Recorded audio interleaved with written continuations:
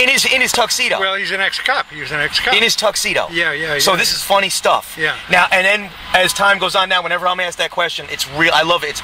It's really funny to answer how the parallel between the New York Frank Rizzo and the Philly. And it's funny because I had a friend, Frank Rizzo, and when I was doing this skit, the original skit, when they asked me for a name, I just blurted out because I have this buddy who used to own a transmission place upstate by my house upstate, and it was Rizzo's, Frank Rizzo's Transmissions, and I just blurted out Frank, and then I said Frank, and then when he says Frank Rizzo, and that's how that name became famous. Oh, so that's how it came about. Yep. We're going to take a really short break. You folks on audiobookradio.net, there is no commercial after this as I go to a break. You folks, at this point, I believe I'm already on WVNJ Sunday morning, 7 to 8 a.m. Doing this program, so you'll be hearing it here sometime in October on WVNJ. For you folks, we're going to take a commercial break, so you're listening to New York City Visions. I'm your host, Herb Malsman. We are with Jerky Boy founder and Mort Goldman and all the gay guys' voices on Family Guy, Johnny Brennan. Let's take that break and then we'll be right back. AudioBookRadio.net. Don't go anywhere. Let's take the break. All right, now we're back. Oh, we're back. There you go. What were you going to say? Go ahead. Go ahead. What about swearing? Oh no, swear! No, you can't swear. Okay. Okay, without. I just want to make sure. Only if it happens by accident. Yeah, no, that's why I was just double checking. No, we don't want to swear. Matter of fact, Ian Lloyd, the stories, brother Louie, an old friend of mine, he was on a few weeks ago, and he had inadvertently, and there was no way to stop it, he did drop the F-bomb. Oh boy. But audiobook radio. No, because I'm good like that. I actually, after all these years of doing this, I edit myself pretty well. Yeah, audiobook radio. John Mayfield, how you doing, John? I said, John, at 16 with this MP3. When I put it in the laptop, I can tell you exactly what second the F-bomb dropped. So I said, John, again, John Mayfield, audiobookradio.net, the UK. Hi, John. I said, John, there's an F-bomb coming up in 16 minutes and 32 seconds. He says, Herb, we're all adults over here. We're not the BBC. Don't worry about it. You can do it. So swearing only happens by accident. But if you go, I'm good like that. I'm good like that. Anything you want to say, go for it. I'm good like that. Give me a little blue streak. I'm good like that. You don't want to do that. Open your ears, jackass. See? I can edit on the run. There you go. Of all things, yesterday, Itchy Atkins, a filmmaker here in New York City, he's doing a movie, kind of a mockumentary kind of thing, King of Pop Killer, a Michael Jackson thing, and he closed off Times Square, and they did the zombies and all that in Times Square a while ago, and he asked me to come in and do a voiceover yesterday, so I was at Silver Sound Studios. Okay. On Silver Cup, you mean? Silver Sound. Oh, Silver Sound. No, you're talking about the place out in Queens. Yeah. On 28 West 27. So I came up, and it was a takeoff on TMZ, only it's TMC. Okay. And I'm the announcer. I'm the guy announcing now. So he asked me to come in, and I've never done it before. And I came in, I did it, and when I walked in, they're taking pictures of what I'm doing in there, and I've got the headset on, and they're asking me to use the words, okay, point your finger and do this. I was pointing my finger, and now next up on TMC. And then I was thinking about you, knowing I was going to see you today. When you go into the studio, okay, Family Guy calls you in, Seth MacFarlane calls you in, and you go in there do. First of all, where do you record? In New York City? Yeah, I record on 39th Street, right off Fifth Avenue. It's called Star Trek Studios, and that's where I do my recording here in New York. And I've been known to also do my recording in LA when I shoot out to LA. Done it out there a few times. Yeah, it's here. It's nice. It's I live an hour out of New York. I live by West Point, so I come into the city and then I record, and it's bing bang boom. Okay, so you guys. Bada bing. Bada bing. So you guys now, I guess Alex Borstein, very, very funny lady.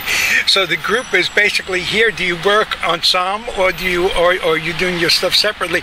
Like I was working by myself, and I'll say this again, say that again, and then we're going to splice and decide the different things. Tell us, okay, you're coming into the studio, and give us a day in the life of doing this sort of thing on Family Guy. Well, answer your other. No, I'm not going to answer that phone. To answer your other question. Hello. Yeah. Hello. to answer your other question,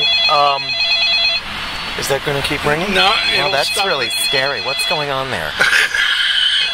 It'll stop in a moment. Oh my! Oh, how rude! Somebody's calling in. Oh yeah, my God! There you go. Just stop. Okay. So yeah, no, I've done it. Like I said, I've read in studio with Seth before in LA, and it was a blast. You know, a lot of fun when you're able to read across from the person who you see the characters all the time, and then you get to see the person doing the characters. And you know, Seth at that time, he said, "What man, it was a blast to see me standing there doing my characters that he's been listening to since he's just a kid." Uh-huh. So it's a lot of fun when you can do that. But here in New York, it's more like I go into the studio. You know, I've been doing these characters for years, so I don't I just go in, they go into the little booth, go in there, focus on what I'm about to do, sometimes ad-lib a little bit, throw a little bit of the character around, and just have fun with it. And, you know what, it just... You're pretty much sticking with the strip, but... Yeah, you got the bones. Script, right, you got the bones, and Seth likes when I, play around a little bit, or throw a little this, you can, because the characters are so cool, and they've been so successful over all these years, that you got to play with them a little bit. Yeah, so you got the bones, and then you just have a little fun with it. Right. Well, that's basically what happened. I saw it next on TCM instead of TMC, right. TMZ, and then I just walked in there and I just had fun with it. I said, right. Okay, and I've never done it before. It was the first time, but I just decided to have fun with it. So basically, that's what happens when you go in there. So you're pretty much sticking with the script.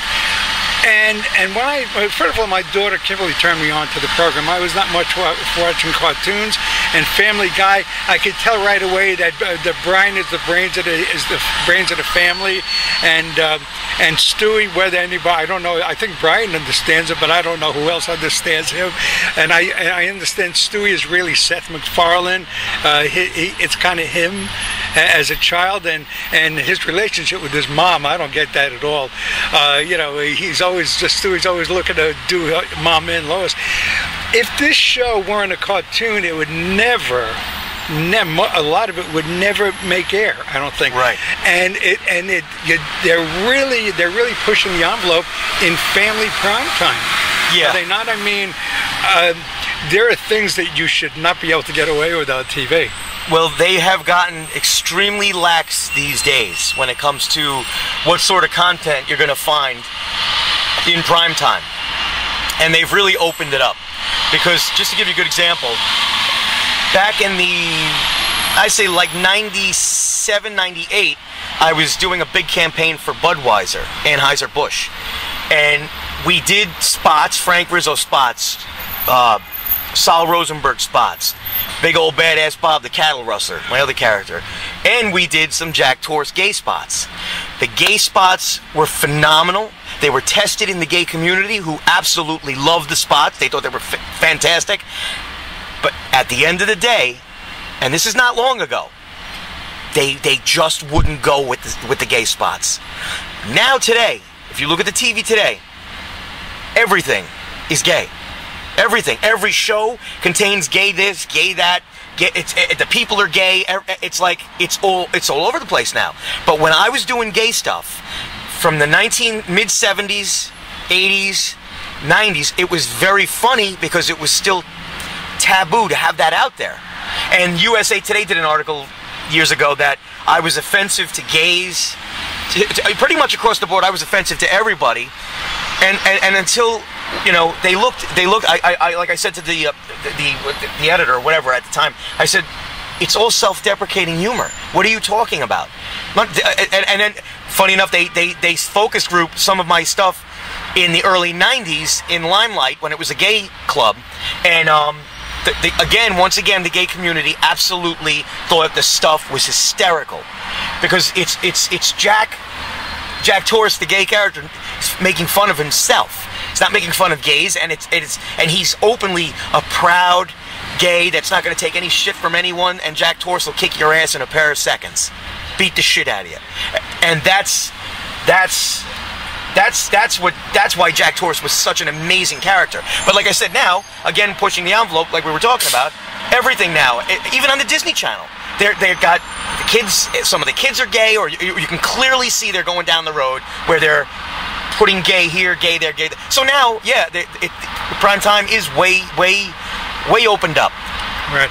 There was a spot I saw. No pun intended. No, well, there's a spot I saw somebody in a pharmacy or in a convenience store looking around for. Was that the Miller Lite, or was that he was looking and something was coming over the loudspeaker? That's my stuff. Yeah. Yeah. Well, describe that. That's better than I did. That's a Jerky Boys. It's called "Don't Hang Up, Tough Guy." It's an award-winning, platinum award-winning DVD I did with Sony.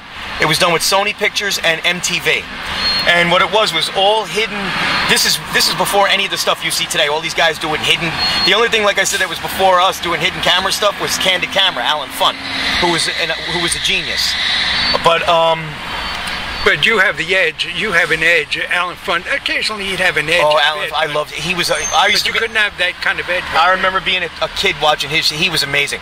But anyway, this was hidden camera stuff. Unlike Alan Funt, just more hidden camera stuff where I'm going to use my characters from a remote place. I was hidden in the basement, and they would give me little details about the customers in the store. And as a matter of fact, it was shot right up here on 86th Street. 86th Street, right off 1st and 2nd Avenue. Right here in Manhattan. Right, no, in Manhattan. And the store, I believe it was Associated. Associated, right. So, he was looking at you, and you had something going on. Yeah, I said, Mike, you got to get out there, Mike. We got some guy in aisle 4, and he's going bald, and he's in a brown suit, and we may have a problem with this guy. We want him out on his head, Mike, right now. And now I would do that voice like Mike DeRucchi, and so they would describe little details in my earpiece about what the guy looked like, and it's hilarious. Then you see the guy on film. He's talking to some other gentleman in the aisle. He's saying, Can you believe what we're hearing here? He says, is this guy talking about me? He goes, I'm standing here in the aisle, I've got this, and I'm by the beer, and the interaction, I can't do it any justice by talking to you about it. You have to see it. And it was all hidden setups. And the good part about it was me not being able to see it, so I had to just improvise, and it came out great. And you could see clips of it on YouTube. It's called Jerky Boys Don't Hang Up Tough Guy, and or you can just go to thejerkyboys.com. You go to thejerkyboys.com, and you could check these things out. Right.